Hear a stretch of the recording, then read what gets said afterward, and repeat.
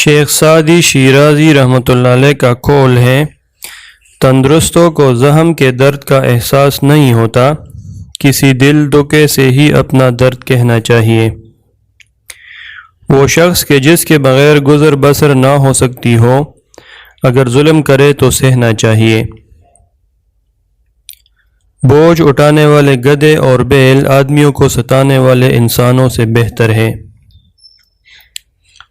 جسے مصیبت کے وقت اپنا مددگار چاہیے، اس کو کہہ دو کہ سلامتی کے وقت شرافت سے کام لے، اگر تو تابعدار غلام پر بھی مہربانی نہ کرے گا تو وہ بھی بھاگ جائے گا، مہربانی کر تو غیر بھی فرمانبردار ہو جائے گا۔ اے فلانے کوئی نیکی کر لے اور عمر کو غنیمت سمجھ، اس سے پہلے کہ یہ آواز آئے فلاں نہ رہا۔ موت انسان کی خود حفاظت کرتی ہے کہ کہیں وقت سے پہلے نہ مر جائے۔ پھر یوں ہوا کہ میں نے رویے سمجھ لیے، بعد اس کے پھر کسی سے شکایت نہ رہی۔ دینی معاملوں میں عقل کو دخل نہ دیں اور دیوانگی اختیار کر، دیوانگی اختیار کرنے سے تو خدا کا محبوب بن جائے گا۔ عقل کو بالائے طاق رکھ کر جو دنیا کو چھوڑے گا، دنیا اور زیادہ اس کو ملے گی۔ کسی شخص اور کسی چیز سے دل نہ لگانا چاہیے، کیونکہ دل ہٹانا بڑا مشکل کام ہے۔ نظام قدرت کی بقا کے لیے گنہگاروں کی بھی ضرورت ہے، یہ لوگ جہنم کی خوراک ہے جس سے اس کی پرورش ہوتی ہے۔ جسے لوگ مصیبت کہتے ہیں، اسے محبوب کی طرف سے ایک عطیہ سمجھو کہ محبت کا تقاضا یہی ہے۔ دشمن ہمیشہ دماغ کے منتخب کرو اور دوست ہمیشہ کردار کے۔ اے لوگو، اگر تم زیر خاک سوئے ہوئے لوگوں کا حال جان لو تو مارے خوف کے کڑے کڑے پگھل جاؤ۔ وہ کون ہے جن کے جسموں کو مٹی نہیں کھا سکتی؟ جواب: انبیاء علیہ السلام، اولیاء کرام، علماء دین، شہداء، حفاظ قرآن کہ قرآن مجید پر عمل کرتے ہو۔ وہ جسم جس نے کبھی اللہ عز و جل کی معصیت نہ کی، اور وہ کہ اپنے اوقات درود شریف میں مستغرق رکھتے ہیں، ان کے بدن کو مٹی نہیں کھا سکتی۔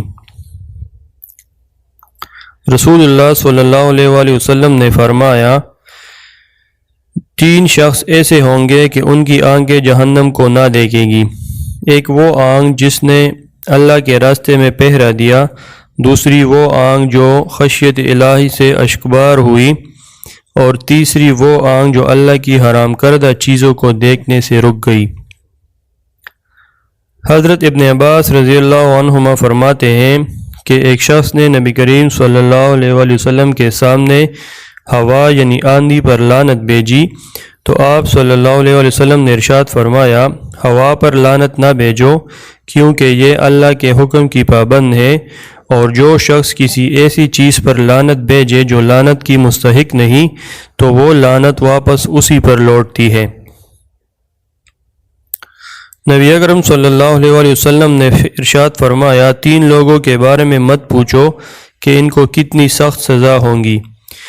پہلا وہ شخص جو مسلمانوں کی جماعت سے الگ ہو جائے اور اپنے امیر کی نافرمانی کرے۔ دوسرا وہ غلام جو اپنے مالک سے بھاگ جائے اور اسی نافرمانی میں اسے موت آ جائے۔ تیسری وہ عورت جس کا خاوند اس کی ضروریات اور خرچہ دے کر کہیں چلا جائے اور وہ اس کے مال اور اپنی عفت کے ساتھ خیانت کرے۔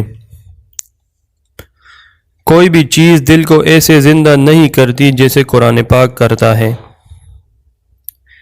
ان قرآن الفجر کان مشہودا، بے شک صبح کے قرآن میں فرشتے حاضر ہوتے ہیں۔ رب لا تخزنی یوم یبعثون، اے میرے رب مجھے اس دن رسوا نہ کرنا جس دن لوگوں کو دوبارہ زندہ کیا جائے گا۔ رسول اللہ صلی اللہ علیہ وآلہ وسلم نے فرمایا، جس شخص سے کوئی گناہ سرزد ہو جائے، پھر وہ اچھی طرح وضو کرے اور اٹھ کر 2 رکعت نماز پڑھے اور پھر اللہ سے معافی مانگے، تو اللہ تعالیٰ اسے ضرور معاف فرما دیتے ہیں۔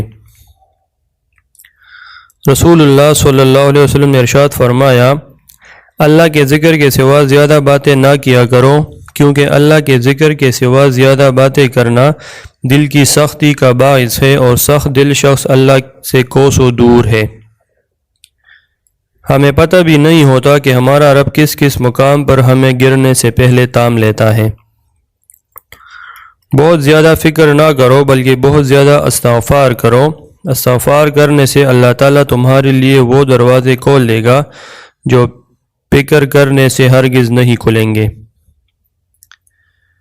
سورۃ السجدہ قیامت کے دن پڑھنے والوں پر پردہ کرے گی۔ بہت سے لوگ بعد میں توبہ کرنے اور گناہ چھوڑنے کا خیال رکھتے ہوئے دنیا چھوڑ چکے ہیں۔ سچی توبہ میں دیر مت کیجیے۔ اگر خاموش قیامت اتنی بیانگ ہے تو وہ کڑکڑانے والی کیا ہوگی؟ وما ادراک ما القارعہ، اور تم کیا جانو کڑکڑانے والی کیا ہے؟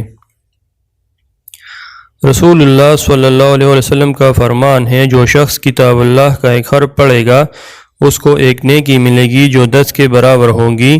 میں یہ نہیں کہتا الف لام میم ایک حرف ہے، بلکہ الف ایک حرف، لام ایک حرف اور میم ایک حرف ہے۔ اگر اللہ نے وہ لے لیا جسے کونے کا تم تصور نہیں کر سکتے تھے تو یقیناً وہ کچھ ایسا بھی دے گا جسے پانے کا تم نے سوچا بھی نہیں ہوگا۔ انسان کے آدھے سے زیادہ غم ماں کی ہمدرد آواز سن کر ختم ہو جاتے ہیں۔ حضرت علی رضی اللہ تعالیٰ عنہ نے فرمایا، جس انسان کی جان نکل جائے تو وہ زندہ نہیں رہتا، اور جس انسان سے احساس نکل جائے تو پھر وہ انسان ہی نہیں رہتا۔ اپنی خوشی کے لیے کسی دوسرے کی خوشی حق میں مت ملاؤ، تمہاری وہ خوشی بیکار ہے جس کے پیچھے کسی کے آنسو ہوں۔ زندگی کے 3 اصول بنا لو، اس سے ضرور معافی مانگو جسے تم چاہتے ہو، اسے کبھی مت چھوڑو جو تمہیں چاہتا ہے، اس سے کبھی کچھ نہ چھپاؤ جو تم پر اعتبار کرتا ہے۔ اگر تم بادشاہ ہو تب بھی اپنے والد اور استاد کی تعظیم کے لیے کھڑے ہو جاؤ۔ کسی کے دل میں محبت پیدا کر کے اسے چھوڑ دینا اسے قتل کر دینے کے برابر ہے۔ مولا علی نے ارشاد فرمایا، جو فضول خرچی پر پہر کرتا ہے وہ مفلس ہو کر ذلیل ہوتا ہے۔